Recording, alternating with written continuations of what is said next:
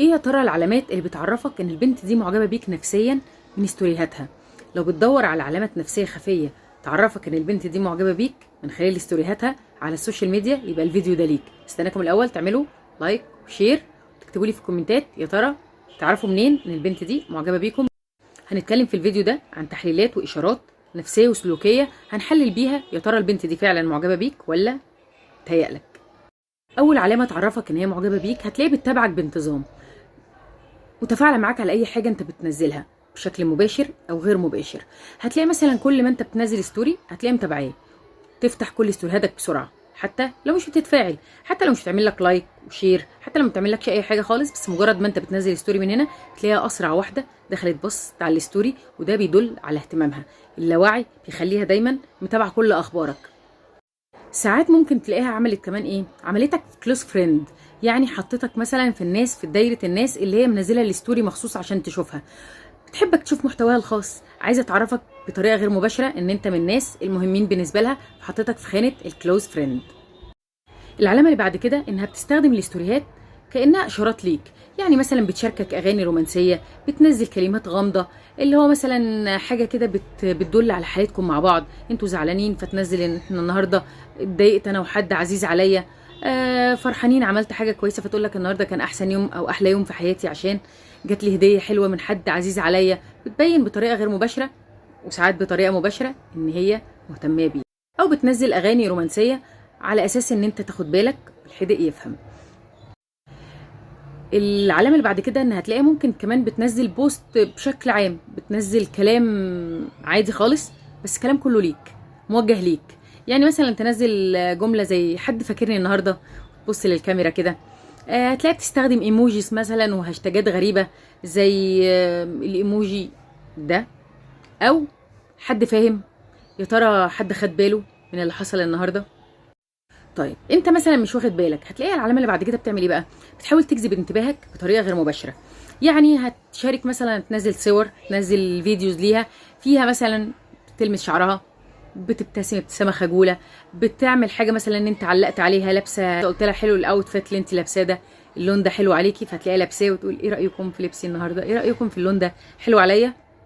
تسال اسئله عامه بس موجهه ليك، الحدق يفهم. كمان هتلاقي بتنزل ستوريز من نوعيه يا ترى ايه الهدايا اللي انتوا بتحبوها، عشان انت تدخل تكتب مثلا انا بحب كذا كذا، فتعرف ساعتها ذوقك في الحاجات اللي انت بتحبها، وتلاقيها في اول مناسبه جابت لك الحاجه اللي انت قلت عليها، معنى كده انها مركزه معاك وعارفه ايه الحاجات اللي بتبسطك وايه الحاجات اللي انت بتحبها.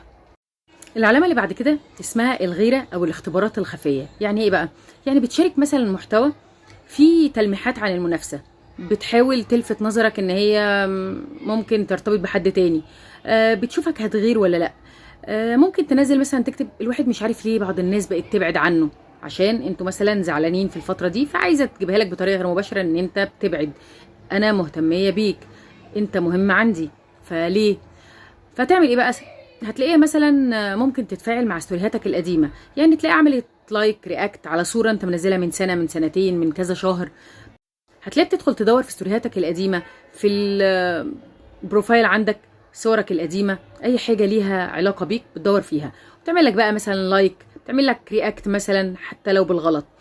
العلامه اللي جايه دي وهي مهمه جدا اسمها الميرورنج. يعني ايه الميرورنج؟ بتقلدك لا ارادي، يعني مثلا انت دايما بتستخدم مصطلحات معينه في كلامك هتلاقي بتقلدها، بتستخدم نفس الايموجيز او الفلاتر او اسلوب الكلام اللي انت بتستخدمه او بتتكلم بيه، فده بيبين لك باللاوعي ان هي معجبه بيك، عشان كده استخدمت نظريه الميرورنج.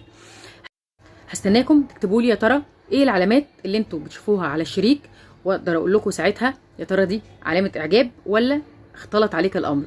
نتكلم في كل حاجه بتخصنا، سيبوا لي كومنت، هقرا كل كومنتاتكم.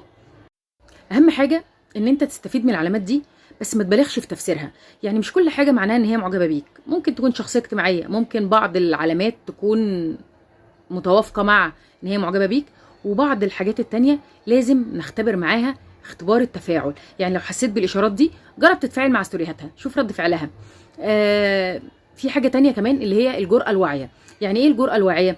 لو الاشارات دي واضحه، انت حسيت وتاكدت ان خلاص البنت دي فعلا بتقول لك جو اهيد، يبقى تبدا تتكلم، تبدا تتعامل، يبقى تاخد خطوه من غير ما تضغط عليها.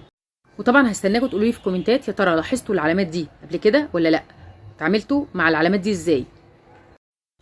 وتاكد انها لو بتعمل كده في الاستوريهات تبقى معجبه بيك ومن زمان جدا. علامات خفيه نتكلم عنها ونتكلم عن حاجات كتير بتخصنا. الحلقه الجايه لايك وشير، متنسوش تكتبوا لي كومنت، هستناكم وهقرا كل كومنتاتكم. دكتور نسرين العمري، استشاري الصحه النفسيه.